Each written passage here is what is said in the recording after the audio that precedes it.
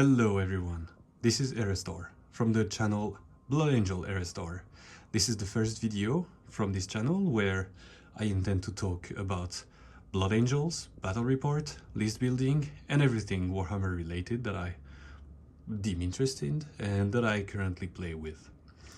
Today I want to present to you the first army list from 11th edition with which I've had a lot of fun, and I'm gonna show you the current state of hobby, the list itself, and then the few strategies that I had with it and the success that I had so far. So let's get started. So this is a part of my current collection. It is part of what I called the Second Sanguine's Crusade, with it, which is an army of Blood Angels, of course, often joined by Imperial Knights from the Cremisi household. And as you can see, they are very shiny. So what you can see so far is a few Phobos Marines, jump back, some tanks, Centurions, Scouts, and a whole bunch of Sanguinary Guards. The purpose of this list today is to present 2000 points army list from the detachments, the Angelic Hosts for 2 detachment points, and the Encarmine Speartip. This is playing, of course, Disruption, because that's the disposition from both of those detachments. The army list is comprised of the Sanguinor here, which is a bit controversial considering the current state of his rules, but I found that it was actually quite playable and very valuable in some instance. He is usually my warlord because rule of cool. Then I have a pair of jump pack captains. I modeled my captains with spears to represent the power fists, and I tend to like to put them the hand flamers as well. If you have only one shot of special weapon, might as well just, in case you meet a few grots, you don't want to spend valuable chainswords attack or Encarmine swords attacks, so a couple of flamers is always good. In this list in particular, both the captains will be upgraded with enhancement. One of these captains, that is called Mariel, will have the Angelic Executioner enhancement from the Encarmine Speartip detachment, which for 25 points gives you the choice of either lethal or sustain for you and your squad at the beginning of the fight phase. The other captain will also have a 25 points enhancement, and this one is called the Gleaming Pinions, which gives a 6-inch reactive move to his squad. Then my final character is Raphael, which is a combi lieutenant for extra reactive move. When it comes to the backbone of the army, you will see that I have currently 2 large squads of Sanguinary Guard, 6 men each. One of these squad will be equipped with swords with the reactive captain, and the other squad, of which I am still missing 3 models, are equipped with spears with the executioner enhancement, executioner captain. So the point is to have that squad being in reserve, ready to rapid ingress heroic intervention and benefit from the charge rolls, and then with the stratagem from Angelic Hosts, combine the multitudes of lethal hit, sustain hit, lance, and then potentially precision also, and potentially full reroll to hit and wound. So this unit will become extremely deadly on the charge, going up to strength 7 with lance, lethal, sustain, and everything. So this one is the real damage dealer. This one will start on the table and hopefully will be a real mess to deal with the reactive move permanently available to them.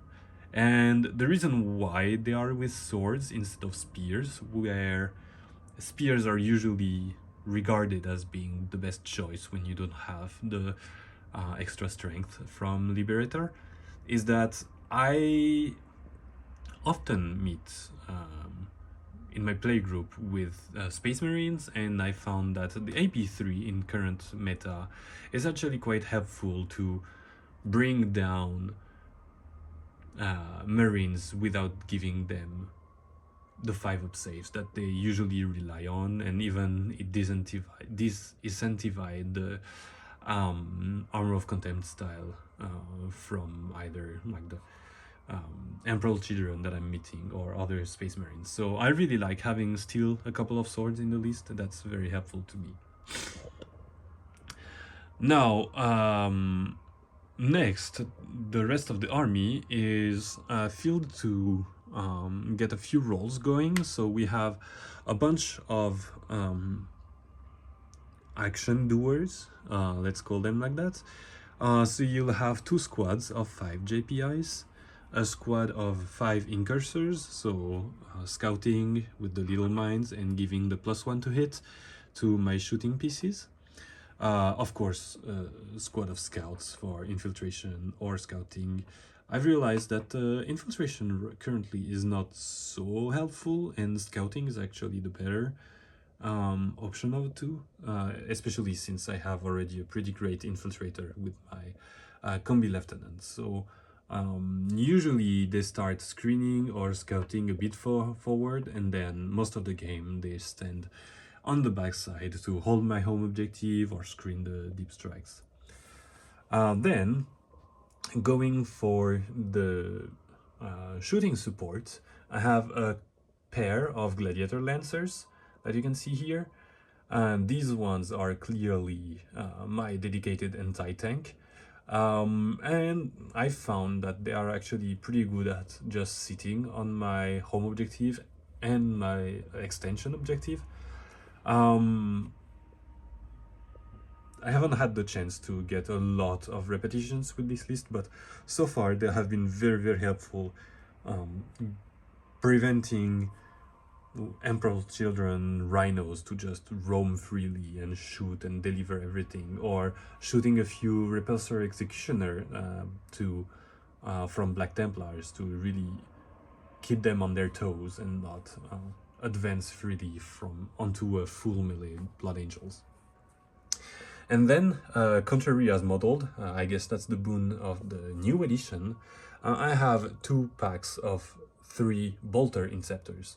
The Plasma Inceptors were really superior in previous edition for the extra AP and such. Now that the AP1 is actually getting relevant, Bolter's Inceptors are really, really, I think, the gold standards and the way to go for now. And then finally, to round up the list, I have 3 Centurion Assault Centurions. Why they are here? Well, if you look at the whole list, we have very limited high strength when it comes to melee. The best that we can go is up to strength 9 with our captain, strength 9 on the charge specifically. And so I wanted to get a few tools to punch into potentially Repulsor in melee, or punch into Angeron or Demon Primarch or Greater Demons. So having those guys is usually like a turn 3 from reserve asset, or turn 3 Rapid Ingress asset, and they often show very late, but they really are here to punch down the last heavy stuff, to allow my Sanguinary Guard to really roam freely and cut down the heavy infantry without having to really bump into the heavy tanks. So I really never want to throw my Sanguinary Guard in the heavy tanks if I don't really have to. So that's kind of the rough overview right now.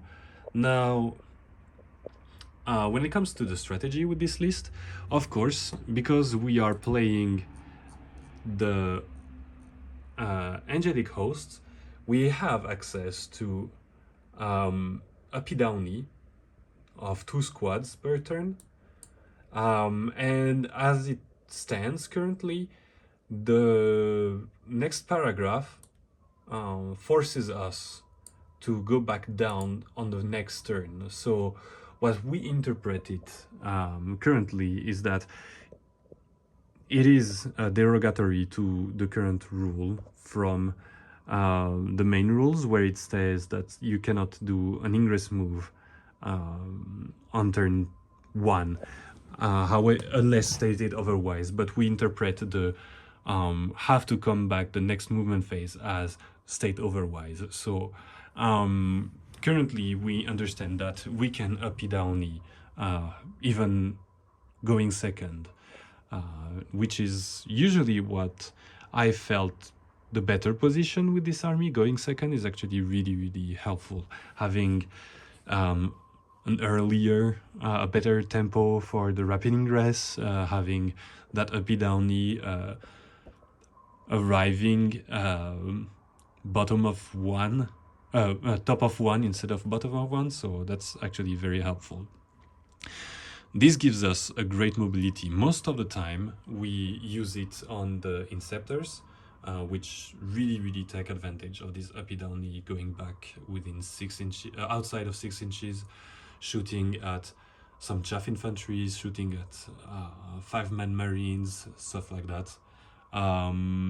The JPIs are usually also a good other target. I've never had really the space to do that on the Sanguinary Guard. Usually they are too valuable to be always on the table, always fighting. But the JPIs and the Inceptors are really the 2 units that get the most value.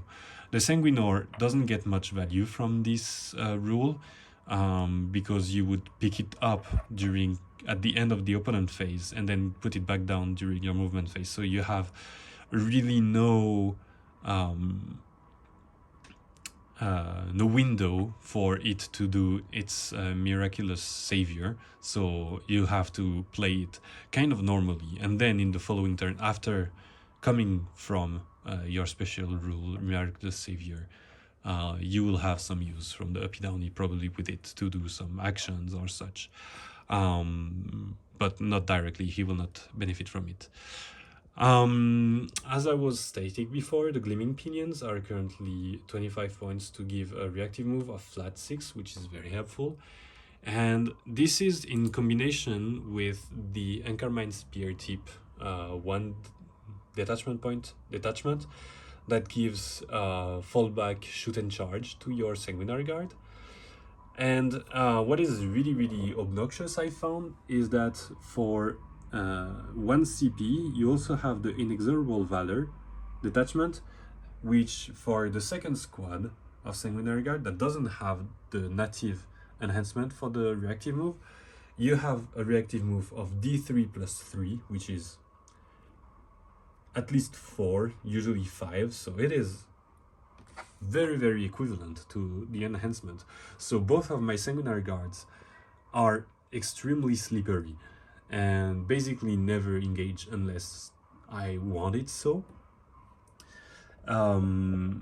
Plus an extra stealth here, on extra mortal wounds on the charge, which I've never used because my CPs are usually strained on other angles.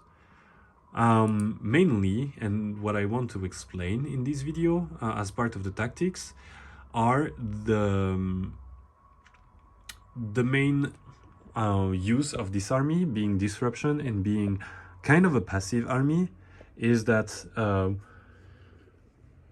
into a melee matchup, it is really impossible for the opponent to get the first charges, the first couple of charges, however they want it to go. What I mean by that is usually I start with a squad, Sanguinor in reserve, the spear guys in reserve, and and my Centurions in reserve. The Centurions are not relevant for this interaction, but the engagement plan that I have with this list is usually sending the Incursors, the Combi Lieutenant, or the Scouts, or even the JPIs, like front lane kind of screening to my army, or even just screening my Inceptors that are shooting somewhere. And invariably, you will always have in the melee matchup, especially the opponent really managing to find a charge or two, or maybe 3 charges if it goes really aggressive on turn 2, onto 2 of your squads. So let's say your Combi Lieutenant gets charged even through his reactive move, and then somewhere else your Incursors that were taking that were peeking to give the buff to your Inceptors are also getting charged. Usually what I like to do is to have one Sanguinary Guard, the one that is already on the table, kind of like backing off my lone character. And the second Sanguinary Guard being ready to heroic intervention as close as possible from this Incursor unit. Not heroic intervention, rapid ingressing for free because of the captain, as close as possible to those guys. And the reason is, during the charge phase, they will charge those guys because they are in front of the Sanguinary Guard. Your Sanguinary Guard can steal heroic intervention, and what you will do is that you will put the bases just wide enough so that a base cannot fit between 2 of your guys, but so that one of your Sanguinary Guard can do a heroic intervention and engage whatever enemy is engaging with your guys. Because you have to remember that the enemy has to finish within 1 inch of you, and usually the distance between of 2 inches engagement range between your Sanguinary Guard and the enemy is greater than the 1 inch, the less than 1 inch that they had to create here. So essentially the 32 millimeters is smaller than 1 inch, so you have that engagement range being created here. And so what it creates is a situation where those guys who rapid ingress heroically intervene gains the fight first ability as per the new 11th edition rule. And on the other side, you probably have either that squad, if you decided to get it charged to cover your Combi Lieutenant, or you have the Sanguinor coming down, that also has the fight first as per its ability. Fight first is way worse nowadays, but it's still very, very inconvenient because of the following. Stratagem from the Golden Host detachment, which is called the Angel's Sacrifice. The Angel's Sacrifice states that the enemy is forced to target that unit if it is able to. And the reason why we do that is that our Sanguinary Guard that charge has the fight first. Our other unit has the fight first. So in this edition, the enemy has the first activation, but then we will have the second activation, and we have 2 fights going. The first activation that the enemy will do on one of those fights, we will use our Angel Sacrifice stratagem, meaning that the small chaff unit that got engaged will die, but our fighting, let's say the Sanguinor, will survive. And then, because it is unable to be attacked as per the rules of the Angel Sacrifice. And then the second squad that did the heroic intervention, that does fight first for us, then will activate and eliminate the second charging enemy units, leaving us with then our Sanguinor fighting back the first charging enemy unit, leaving the enemy with essentially a 1-4-2, or sometime even a 0-4-2 if the choices are very bad for him. And for us, it's really, really helpful because it means that now we have our Sanguinary Guard or a Sanguinor in prime position to fall back, or if we are still engaged with a few models, or just advance and charge, because that is what we have on the stratagem for jump pack units here, or just move and charge something else on the next turn. So we are really, really well positioned during the enemy turn, where we didn't take any major loss on his first engagement. And then from that, we can move and charge him. So essentially, for each of our intervening Sanguinary Guard, we will have something like a 2-4-1 before the enemy has any reaction available to him. And this is why this composition is so great to me. The other part of it is that why the enemy feels forced into this game plan or those early aggression is because we kind of have the advantage of range for our shooting also.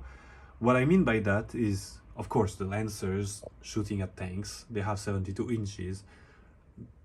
Of course, they have the advantage of range, although they really will not use that 72 inches as per the new tables, but that is still something that we may have. But those Inceptors really have more than the 18 inches stated on their guns.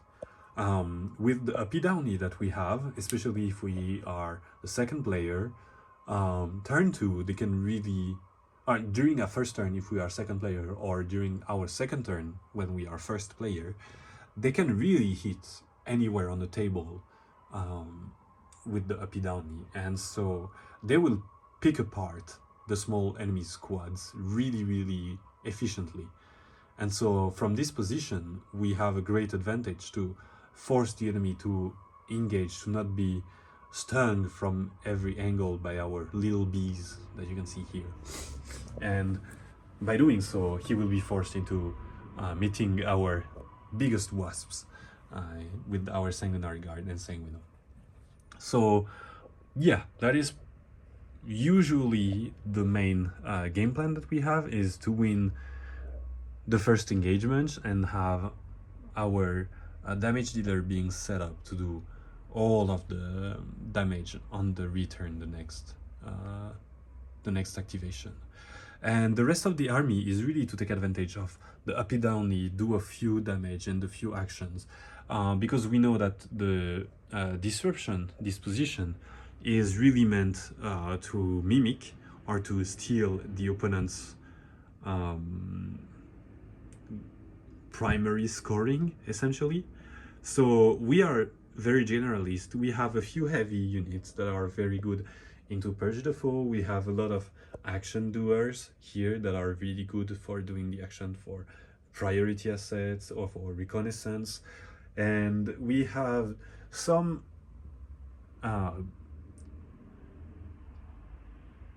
good units that can pry the take and hold armies and do damage to them from afar and force them to, well, go out to defend themselves and not just stand behind their wall.